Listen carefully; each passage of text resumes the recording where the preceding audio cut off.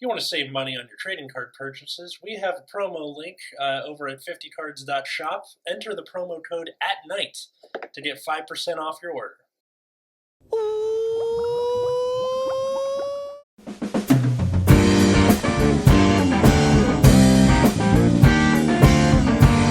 Hey everybody, welcome to Nexus at Night, your weekly Vanguard podcast. I'm Atlas. I'm Matt. I'm Root Beer. And today we are talking about some reveals that are coming out in History Collection, which is, I know it's going to make Root Beer mad, but they revealed not only reprints of a bunch of Cray Elemental main deck cards, but they are errata'ing them, much like almost everything else in the History Collection. Yeah, that's cool. So, well, I mean, it could be cool. So, what are they errata'ing? Like we've seen the strides, right? Yeah, we've seen Gobblade. We've seen the names of the other strides. And we can kind of like we got the vague assumption that they're all going to follow the same pattern. Yeah, we can kind of interpolate the kind of what they're going to do, right? Right, and then later this week, and I'm glad we are now moved the show to Mondays because they revealed a retrain or errata of, I guess I'll go first. Rain Elemental Pichon, which was the grade 2 9K that no one cared about. GB1, when it's placed on rear during your turn, all of your opponent's rear guards in the same column lose all their abilities and cannot gain them until next turn. So it's like spot removal, like infinite impermanence type deal. Yeah. It plays during your turn is unfortunate. Yes, I got kind of sad about that because I was like, oh, you could start seeing decks where you like run this with cards that call on the opponent's turn, and then you can shut off, key choke points. It's also not shutting off like Vanguard abilities. Which I think that would so the original version of this was like Counterblast 1. All units in the same column lose resist and can't get resist. Yeah. So it's basically the same thing, but slightly more comprehensive and doesn't cost a counterblast anymore. Yeah. Like it went from that meme with the "you can't defeat me, I know, but he can" to scrub clean. I really wish it worked on either turn, but I can see what they're getting at. Where like they're starting to, as you can like you'll see throughout this whole episode, Bushiroad, I think, is really starting to get more into the defensive power creep, and I am here for it. Was there anything else to say about him, or? No, I mean, the card, like, might be kind of specific, which is kind of a bad thing in Vanguard. But I really wish it didn't say during your turn. But, I think people would be really mad if it said, or I think it would be really annoying if it didn't say that, because it means it would be better in very few decks. Right. Like decks that can actually call it, which I'm not sure how many. I guess, there's a few decks that could call on opponent's turn, right? Yeah. People will hate Bermuda Triangle even more. Yeah, they will. Dude, no. I think they'll find a way anyway, though, to be honest. Oh my god. Always a way to hate Bermuda. I also think that this is going to come in handy for the third thing that we're looking at in this episode, if you're the opponent. So who wants to read the second one? Oh, sure, I'll do it. Yeah. So we have Light Elemental Peaker. Continuous, this unit cannot be chosen by your opponent's card effects. And an auto on Rearguard Circle, GB1. When your opponent's Vanguard is 11,000 or lower is attacked, choose one of your Vanguards. It gets power plus 2,000 on the turn. So this card basically is an untargetable, makes your 11k base 13. Yeah. Yes. So this is just a buff of what it originally was, which was making your 10k Vanguard 11. Yeah. Sure. With them being like, all right, you can use the old Striders to be on top of, and then people are like, oh, you gotta be 11k again. I don't think people are that concerned. Yeah. Also, you have to like make room in your deck for this and find it. Yep. So I guess this would be restricted to decks who can search a grade 1 easily. Where it matters, like at some point now that they're 13, and then it doesn't work offensively. Or actually 11 either. It's like just when you're being attacked. So it's like kind of ancillary most of the time. People are aiming for the 28, 23, 28 anyway. So they're gonna hit it no matter what. Yeah, pretty I don't much. I don't know what this changes. Not much. But you know what does change? Right, I get to take the fun one. Yes, All you right, do. go Oh yeah, because this is actually relevant to me. Yes. Light Elemental Honoly is getting an errata. Mhm. So it maintains its continuous ability. All rearguards that cannot attack for the 5th battle or more unless CB1 is played. And then they have added an act ability that you can remove it from the game. Until the end of your opponent's turn, you get when your opponent's Vanguard would attack the Vanguard for 5th battle or more, your opponent must play CB1 or else they can't attack. So many things to get into. So the effect is now just a lingering floodgate. You cannot get rid of it. Yes. This is nuts, right? This I'm is not insane. crazy. Yeah. I was just making sure I wasn't crazy. No, you're not crazy. Also, they got rid of the weird stipulation that was like, when you play it, turn a card from damage face down, which that was random. But so basically forcing you to counterblast when you... Yeah. It just seemed like ancillary, but that didn't stop people from teching it in from time to time. Mm-hmm. Now, this is a big deal. I think the decks that benefit the most from all the history collection stuff are decks that attack a lot. Yeah.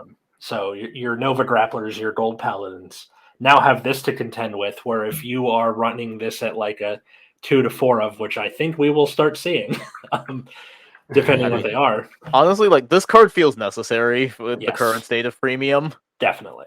Like, so many decks just sort of make more than 5 attacks. And, like, the way people were playing with Honoly before was doing it like, I'm going to call this on the opponent's turn so it doesn't affect me. And then now you can just be like, play it during main phase, remove it, and then now it's up for next turn.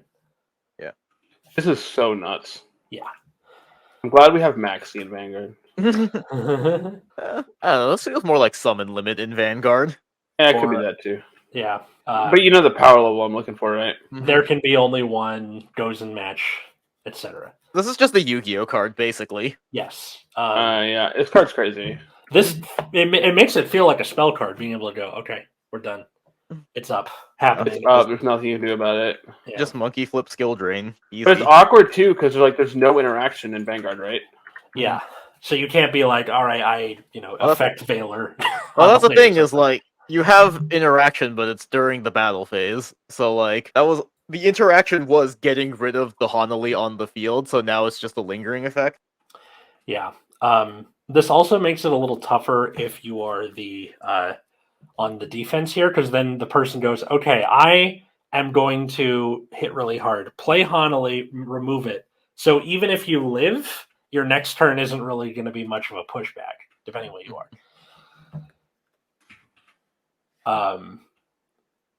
Or if you're a deck that doesn't counterblast at all, you might get a weird situation where they go, I've done Honoly, what are you going to do now? Well, I'm at 5, and I don't really counterblast, so counterblast 3, do my turn anyway. Now that we're like seeing this and the other two, it's making me think that we're going to see more of these Cray Elemental main deck cards get errata'd.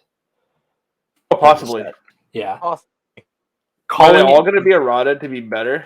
I hope so. All right. I mean, aside from... well, okay, I guess Honoly too, but, like, the idea with these erratas so far seem to be, like, maintaining the spirit of the original card, just kind of updated for the current metagame. Mm-hmm. Yeah. So, like, the original one removing resist effectively still does the same thing, but if it just happens to have, like, a continuous power gain or shield value or something, you get rid of that too. Mm-hmm. Does getting rid of all ability also count things like boost and intercept? Loses all abilities. That's a good question. Yeah, because theoretically, this also just randomly stops your opponent from intercepting. Mega Colonies just starts teching it in. Fuck it. Like, okay, calling it now, I think Rollick, which is a card that we said that needs to get reprinted in this set, if people are going to be okay with the striding while you're on grade 2 thing. Mm-hmm. So I'm calling it now that it's going to get reprinted in this set, but probably with something else added on top of it. Maybe. Who knows? Because I know we're getting Harmonics Messiah on Tuesday. Yeah. So when you get this episode, you're going to be like, all right, cool, and Harmonics Messiah came out. We've got to wait another week. Tuesday stream is Harmonics Messiah. We know that. Did they mention revealing any other Cray elementals on the streams? Will be more cards with updated skills, including Harmonix Messiah. So we don't know for sure, but there is other stuff. I mean, the thing that I would actually want them to update is like other rear guards, right? Because there are a ton of like old support cards for these like retrained Striders that just kind of suck. Like you wouldn't want to play them in the modern day, right? Like, can you give me an example? I feel like most of the like Amber/Glitter clones are not very good, and they're like archetype locked. They're pretty outdated. Like nobody really uses them anymore. I feel like those would be prime targets for retrains, just because a lot of these old boss monsters were just forgotten. Yeah, and Amber clones, some of them randomly stuck around forever, like Crayon Tiger or Black Slice Harut for Angel Feather. Because that was kind of their only mid-battle phase call for a while. Or in Grey Nature's case, it was your only way to multi-attack for a long time. So that would be good. I know Amber clones weren't name locked. You could use them with whatever. Yeah. That was the other thing. Glimmer clones were. Yeah, the Glimmer clones were, and I feel like that's another one that's like, those could probably stand to be updated in some capacity. Definitely. Yeah, give it a Counterblast, Soul Blast, give it 4K. Usually it just ends up being like an archetypal +1. Like, all right, for Harry, Soul Charge, call something. Or, I think for Royals, it was like just call it grade 2 from deck. Shit like that. I'm sure that they could, if they literally just make it +4K in the exact same skill, my head will explode. Yeah. But that is something that I've been saying about Premium for a while, is we desperately need new rear guards, and like errataing some of the old support cards that don't really work well in the modern day could be a way of getting there. Yeah. I think another thing that helps is like for a lot of people who have, these older copies of the unhit strides of these. I know Honoly is $25 right now, but that doesn't matter because it's getting reprinted. Okay. Scalpers aren't smart. Yeah, they aren't. But I'm saying that like there's all these cards. Like these are extra cards in the card pool. So you can at least either fish them out for yourself or take them over to your local card shop, or help your friends out, stuff like that. Or be a dick and sell it online for $25 each. You do you. If someone's actually dumb enough to buy it. Well, when you buy it, that's the price. Like the Honoly thing really felt like a big step, and is now what our play group is. Making it sound like it's preschool or something, but like my friend group who hangs out at locals. This is now something we have to contend with, and something we have to consider while deck building. And in that ridiculous Eugene deck that I have, I'm sticking 3 of those in here because why not? All right, you get 5 attacks, and I can deny Griffin 2 of them. Good stuff. Was there anything else to add? Not really. Like the Honoly thing is kind of self-explanatory. Like it's so good. On principle, I don't like the idea of lingering floodgates. I feel like if the premium meta was worth a crap, we wouldn't need a card like this. But in a situation where making less than 7 attacks is probably just bad, and means your deck is like probably unplayable, you're like, what the fuck are you supposed to do? I think that having to make a lingering floodgate, it isn't necessarily the sign of a bad game, but I think like equalizes everything for the most part. How many of the top decks just casually make like 7, 9, 15 attacks? Probably most of them. I think the ones that don't. I know Steam made. I don't remember how many Steam Maiden makes exactly. It was probably around 7 to 9. About. I think consistently you get about 7, and then I think if you like really turn it up to 11, but you like use all your resources and stuff, yeah, you can get up to like 11, 12. But yeah, I think like most competent decks make around 7 attacks now. Like this feels necessary. Or the ones that don't, like Grand Blue doesn't necessarily focus on like 12 or whatever. It's a lot of it's like about 6, 7, but they're huge, right? Skull Dragon, Call Out, Night Storm, call something else out, but that kind of thing. They're all gigantic. So quality versus quantity here. I like that they made you remove it from the game, so there's a bit of choice involved there. Versus like, all right, just retire it, and then you go, okay, call it back. Or even binding it, some decks can take advantage, but not too many. I'm wondering if like you start seeing even more like countercharging measures being put in decks specifically just to deal with this. I feel like that would depend on how many decks play Honoly first, because you do still have the issue of having to search it out. Right. Or just play 4 of them and just draw it, no problem. Yeah. Like, we'll see how deck building changes around Honoly, and then I assume, like, if it just becomes a meta staple, which seems like it will, then I think people will then start to adapt around it afterwards. Yeah, where you start seeing either more counterblasting or make your attacks bigger instead of more numerous. It's definitely going to be something warping, and I think that's kind of neat. Cool. Yeah. Hi, editing root beer here, even though I'm not the one editing this podcast. So originally, we had a brief set review of the Festival Collection lyrical cards, and I made the executive decision to cut that out, partially because Matt and Atlas were, like, not super engaged with it, and also partially because I was just completely and utterly wrong about it. So, originally, I was pretty down on the new Willista support, because you read it on paper, and it all seems, like, not great. I don't like that the new gem order only gives power plus 5,000 to the Vanguard, especially when the Vanguard already gets 5,000.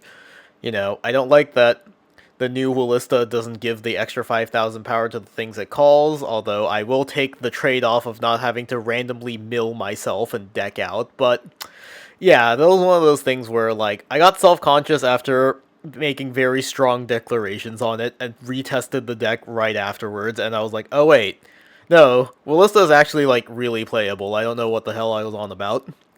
So, there was that. I also thought that, like, Loro Nero wasn't bad. I think I am coping tremendously. Loro Nero's problem is just that the deck is too slow. You don't do anything until turn 4 at least, because, like, no matter which one you're using, you only sing one song a turn. Like, the rear guards are kind of like, eh. It's pretty susceptible to, like, board control, because you have to play a bunch of orders in the deck, meaning you just don't have that many unit cards to begin with. So yeah, like, I thought Loro was okay, and I think that's actually just coping. I said Alestio would be, like, meta-adjacent in the same way things like Minerva, Overlord, and Avant-Gardia are, where it's just a restanding Vanguard. I think that's still true. Felty Rosa, I thought, was pretty decent. Like, I liked the new support, and with the event over the weekend in Japan, actually, it seems like Hazoret is doing or, not Hazoret. Felty Rosa is doing fine. There was a Hazoret list, but that was actually just bait. It was the Highlander girl, and that I am eternally sad of that. So, yeah. General broad conclusions about the new Festival Collection lyrical stuff. Willista is actually good. I take back what I said about it being god-awful, although you're not going to actually hear that, but I will just admit to being wrong there. Felty Rosa seems pretty good. I'm not sure it gets entirely out of, like, locals territory, just because the lists I saw topping were playing a ton of grade 3s, and I feel like the deck still has problems with hand size. So I'm not, like, totally sold on Felty Rosa, although I like the new Felty Rosa grade 3. Alestiel seems like it should be fine in the same way that, like, Minerva and Overlord are fine. Loro and Clarissa are both cope. Clarissa doesn't, the new one doesn't contend with the fact that your Earnest Correct cards are kind of bad. So, yeah. Lyrical stuff. Woo. I'll probably do, like, a full proper set review, breaking them all down. I also want to do, like, a set 10 meta review, because it's actually, like, really interesting, the current meta in Japan. So, yeah, that's all from Editing Root Beer. Enjoy whatever is left of the episode after Atlas cuts out my horrible mistake. I think this has been a crazy reveal week, and we're about to see a lot crazier stuff as we get into the Honoly summer. Was shocking. Yeah. That was crazy. Yeah, and I'm sure you'll see, like, I've been meaning to do, like, shorts about this kind of stuff.